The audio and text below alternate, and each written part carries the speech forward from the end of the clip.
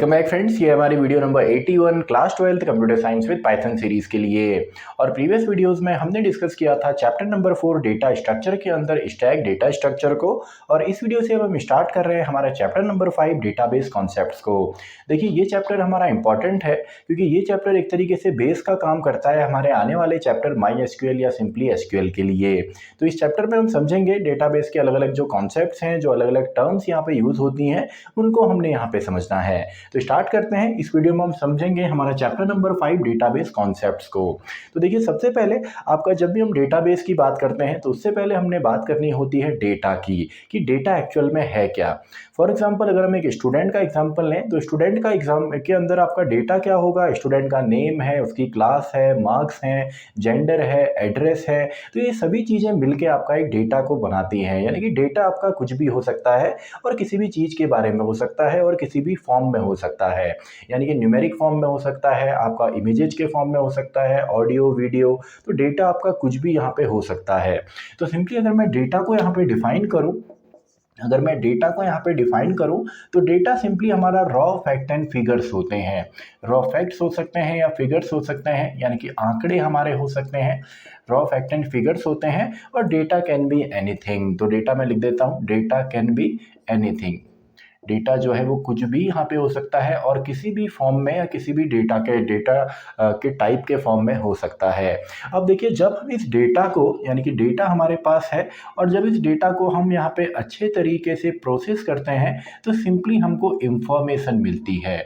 अब देखिए, raw data से हम कभी भी डिसीजन नहीं ले सकते जो हमारे पास डेटा है। लेकिन अगर हम डेटा को प्रोसेस करें, सभी डेटा को कलेक्ट करें, देन उसको प्रोसेस करें, फिल्टर करें, देन जाके हमको इंफॉर्मेशन मिलती है और इस इंफॉर्मेशन से सिंपली हम डिसीजन मेकिंग करते हैं। यानी कि डिसीजन मेकिंग के लिए हम सिंपली इंफॉर्मेशन का यूज करते हैं। तो डिसीजन मेकिंग के लिए हमको इंफॉर्मेशन की रिक्वायरमेंट होती है। इसके बाद आपका क्वेश्चन आता है कि व्हाट इज डेटाबेस? डेटाबेस क्या होता है? तो व्हाट इज डेटाबेस? देखिए, हमारे पास जितना भी डेटा है, अगर उस डेटा को हम एक ऑर्गेनाइज्ड फॉर्म में कलेक्ट करते हैं तो सिंपली उसको हम डेटाबेस बोल देते हैं। और ऐसा हम क्यों करते हैं? ताकि ज़रूरत पड़ने पर हम उस डेटा को काफ़ी आसानी के साथ एक्सेस कर सकें। तो सिंपल सा है, डेटाबेस को हम बोल सकते हैं कि it is a collection of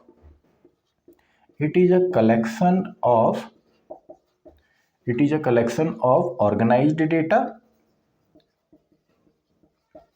या it is a collection of organized data then stored in such a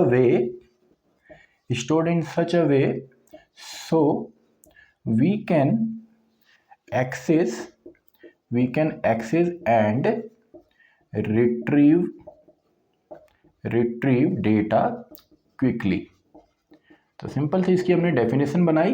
data it is a collection of organised data stored in such a way so that we can access and retrieve data quickly. यानी कि जितना भी हमारा data होगा वो कहाँ पे store होगा? डेटाबेस के अंदर। और ऐसा हम क्यों करते हैं? ताकि ज़रूरत पड़ने पर हम काफ़ी आसानी के साथ डेटा को एक्सेस कर सकें। अब इसके बाद देखिए, हमारे पास कंप्यूटर है। कंप्यूटर जो है डेटाबेस के साथ आपका कनेक्ट होता है और जितना भी डेटा हमारा है वो डेटाबेसिस के अंदर स्टोर होता है सिंपली। लेकिन इस डेटाबेस को मैनेज करने के लिए हमें जिस सॉफ्टवेयर की जरूरत पड़ती है या सिंपली सेट ऑफ इंस्ट्रक्शंस जो हमें देने पड़ते हैं, उसी को हम डेटाबेस मैनेजमेंट सिस्टम बोलते हैं। यानी कि एक ऐसा सिस्टम या एक ऐसा सॉफ्टवेयर जिसकी मदद से हम इस डेटाबेस को एक्सेस कर सकते हैं या सिंपली हम यूज कर सकते हैं। क्योंकि डायरेक्टली तो हम डेटाबेस को एक्सेस करेंगे नहीं, तो बीच में जो आपका सॉफ्टवेयर हमारा यूज होगा उसी को सिंपली हम डेटाबेस मैनेजमेंट सिस्टम बोलते हैं। तो नेक्स्ट हमारा टॉपिक है डीबीएमएस। डीबीएमएस फुल फॉर्म है इसका डेटाबेस मैनेजमेंट सिस्टम। और सिंपली इसको हम बोल सकते हैं दिस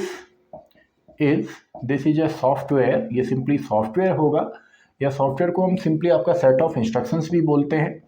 तो दिस इज सॉफ्टवेयर और set of instructions that is used to create. हम डेटाबेस को क्रिएट कर सकते हैं, हम डेटाबेस को एक्सेस कर सकते हैं, उससे डेटा को हम डेटा को मैनेज कर सकते हैं, हम डेटा को अपडेट कर सकते हैं। तो इट इज़ अ सॉफ्टवेयर या set of instruction that is use to create, access, manage and update data. तो देखिए सिंपल सा है, ये आपका DBMS का एग्जाम्पल, आपका सॉरी डेफिनेशन हो गई। और इसके एग्जाम्पल क्या है, यानी कि ऐसे कौन कौन से सॉफ्टवेयर हैं जिसकी मदद से हम डेटाबेस में काम करते हैं, डेटाबेस को हम क्रिएट कर सकते हैं, एक्सेस कर सकते हैं, मैनेज कर सकते हैं। तो इसके एग्जाम्पल हो गए, जैसे आपका डेटाबेस का एक एग्जाम्पल है MySQL, जिसको हम आगे पढ़ने भी वाले हैं क्योंकि हमारे सिलेबस में MySQL डेटाबेस पे ही हमने वर्क करना है। इसके अलावा ओरेकल हमारे पास है, माइक्रोसॉफ्ट के काफ़ी सारे हमारे पास आते हैं, जैसे लिब्रा ऑफिस का बेस हमारे पास हो गया, लिब्रा ऑफिस बेस या लिब्रा बेस इसको मैं बोल देता हूँ, ETC। तो ये सभी आपके डेटाबेसेस के एग्जाम्पल हैं, यानी कि ऐसे सॉफ्टवेयर्स जिनकी मदद से हम डेटाबेस को एक्सेस करते हैं, उसमें हम कोई चेंज करना है, मॉडिफिकेशन करना है, अपडेट करना है, किसी रिकॉर्ड या डेटा को डिलीट करना है, तो ये सभी हम इसी सॉफ्टवेयर की मदद से करते हैं। अब देखिए इसको यूज़ करने का आपका फ़ायदा क्या है, यानी कि डेटाबेस को हम क्यों यूज़ करें। तो इसके यहाँ पे मेजर कुछ एडवांटेजेस हैं या बेनिफिट्स हैं। इसके एडवांटेजेस यहाँ पे हैं, जैसे सबसे पहले तो आपका जो एक मेजर एडवांटेज है वो है कि ये रिड्यूस करता है डेटा रिडंडेंसी को। डेटा रिडंडेंसी को कम करेगा। डेटा रिडंडेंसी मतलब होता है डुप्लीकेट डेटा, यानी कि आपने देखा होगा आप डेटाबेस में ही नहीं, किसी भी इलेक्ट्रॉनिक फॉर्म में अगर हम किसी भी डेटा को स्टोर करते हैं तो हम उसको डुप्लीकेट नहीं करते, सिंपली आपका एक ही बार वो डेटा स्टोर होता है। तो डेटाबेस की मदद से हम सिंपली किसी हमारा जो रिडंडेंसी है या डुप्लीकेट डेटा है वो नहीं होता है। तो ये इसका एक एडवांटेज है। इसके अलावा डेटा इनकंसिस्टेंसी को भी ये रिड्यूस करता है। तो अगला है reduces data inconsistency। इनकंसिस्टेंसी का मतलब है कि डेटा को, हमारा जो इनकंसिस्टेंट डेटा है, फॉर एग्जांपल अगर हम नॉर्मल फाइल सिस्टम की बात करें, जैसे मान लीजिए एक स्टूडेंट है, उसका डेटा एक क्लास के अंदर है, ओवरऑल स्कूल में भी है, देन वो अगर वो लैब एक्सेस करता है तो वहाँ पे है, तो हो सकता है उसका जो डेटा है वो आपका अलग अलग हो, उसके मिसमैच होने का वहाँ पे खतरा रहता है। लेकिन अगर हमारे पास सभी डेटा एक सेंट्रलाइज्ड लोकेशन पे होगा तो सिंपली डेटा को अपडेट करना भी आसान है और इनकंसिस्टेंसी की प्रॉब्लम भी नहीं होती। इसके अलावा डेटाबेस का फ़ायदा है कि इसमें हम कॉन्करेंट यूज़ कर सकते हैं।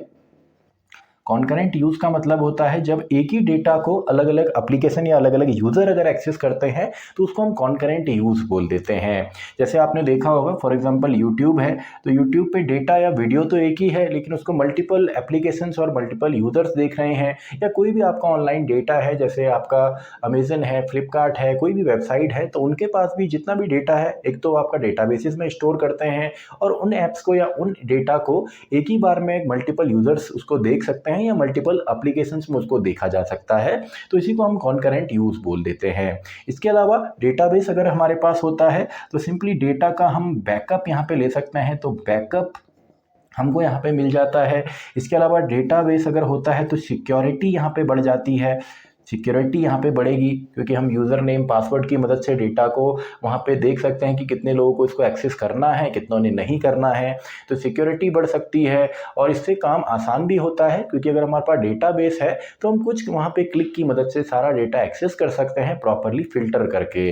तो ये कुछ यहाँ पे फ़ायदे हैं। इसके अलावा आपका पास डेटा से हम इंफॉर्मेशन निकालेंगे, देन उनसे हम रिपोर्ट्स प्रिंटिंग करेंगे, आपका डिसीजन मेकिंग में हमारा हेल्प होगा। तो ये सभी कुछ एडवांटेज यहाँ पे है।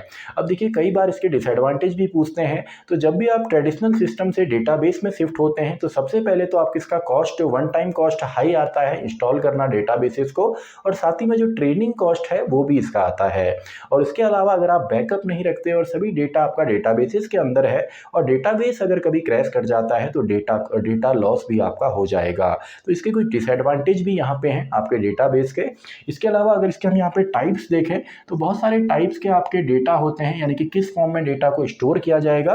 तो इसमें बेसिक जो है वो तो है फ्लैट डेटाबेस, जहाँ पे एक सिंगल सीट के अंदर पूरा आपका डेटा स्टोर होता है। जैसे आपका कोई भी स्प्रेडशीट वगैरह है, एक्सेल वगैरह है, तो उसको हम फ्लैट डेटाबेस बोलते हैं। इसके अलावा आपके डिस्ट्रीब्यूटेड डेटाबेस भी आते हैं। डिस्ट्रीब्यूटेड यानी कि जो मल्टीपल लोकेशंस पे आपके अलग अलग सिस्टम्स पे जिनको रखा जाए डिस्ट्रीब्यूट करके, तो डिस्ट्रीब्यूटेड डेटाबेस भी आते हैं। इसके अलावा आपका रिलेशनल डेटाबेस भी होता है। रिलेशनल यानी कि जिसमें आपका रो एंड कॉलम के फॉर्म में डेटा स्टोर होगा, जैसे आपका माई एसक्यूएल है, ओरेकल है, लिब्रा ऑफिस बेस है, एमएस एक्सेस है। तो इनमें जितना भी डेटा है वो टेबुलर फॉर्म में स्टोर होता है, तो इनको हम आरडीबीएमएस भी बोलते हैं, रिलेशनल डेटाबेस या रिलेशनल डेटाबेस मैनेजमेंट सिस्टम। तो ये आपका रिलेशनल हो गया। इसके अलावा एसक्यूएल है, नॉन एसक्यूएल है, और आपका ऑब्जेक्ट ओरिएंटेड डेटाबेसेस हैं जो ऑब्जेक्ट ओरिएंटेड के फीचर को सपोर्ट करते हैं, जैसे इनहेरिटेंस है, आपका रीयूजेबिलिटी जिसकी मदद से हम करते हैं। तो ये सभी आपके टाइप ऑफ डेटाबेसेस हो गए। तो इस वीडियो में फिलहाल हम इतना ही देखने वाले हैं। हमारा जो बेसिक है यानी कि डेटाबेस क्या होता है, डीबीएमएस क्या है, इसके एडवांटेज क्या है, क्योंकि एमसीक्यूज में इस तरीके के क्वेश्चन पूछे जाते हैं, और साथ ही में कितने टाइप के आपके डेटाबेसेस होते हैं। तो इसी के साथ हमारी ये वीडियो भी खत्म होती है, वीडियो नंबर 81। तो मैं मिलता हूँ आपसे नेक्स्ट वीडियो में, वीडियो नंबर 82, जहाँ पे हम समझेंगे आपका आरडीबीएमएस यानी कि रिलेशनल डेटाबेस के जो टर्म्स होते हैं। Video number 82।